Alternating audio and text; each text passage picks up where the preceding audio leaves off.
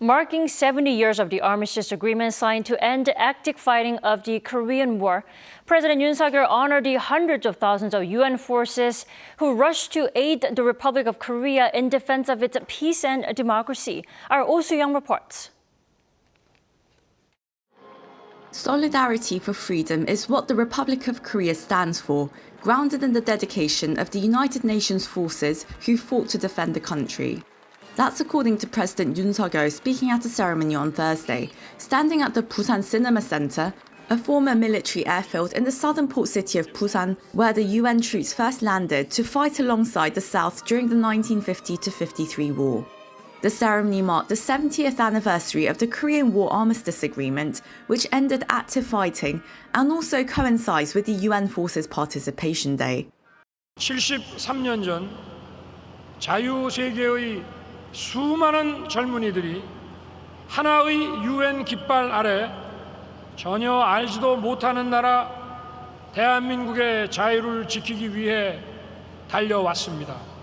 오늘의 대한민국은 유엔군의 희생과 헌신 그리고 피 묻은 군복 위에 서 있습니다.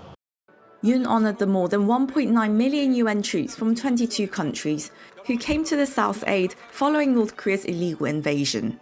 Calling the UN troops the country's true heroes, Yoon personally greeted the 62 UN veterans attending the event and presented awards to two veterans, the late Thomas Colon Parkinson from Australia and Donald Reed from the US.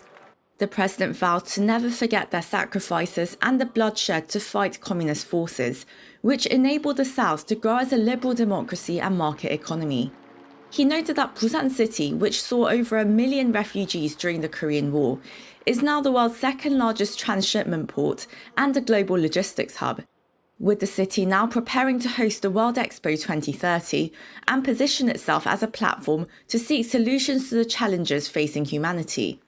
Yoon said South Korea will ensure the value of freedom extends to the future generations.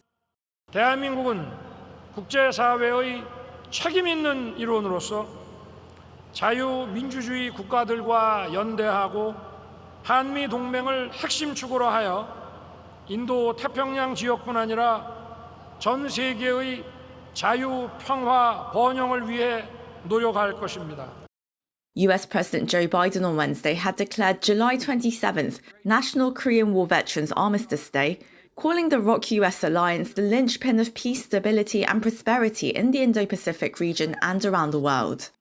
Ahead of the ceremony, President Yoon and First Lady Kim Gon-hee were joined by government officials from the 22 countries comprising the UN forces to pay their respects at the United Nations Memorial Cemetery. The burial ground in Busan is the only UN cemetery in the world. More than 2,300 people from 11 countries lie at rest there. Oh Soo-young, Arirang News.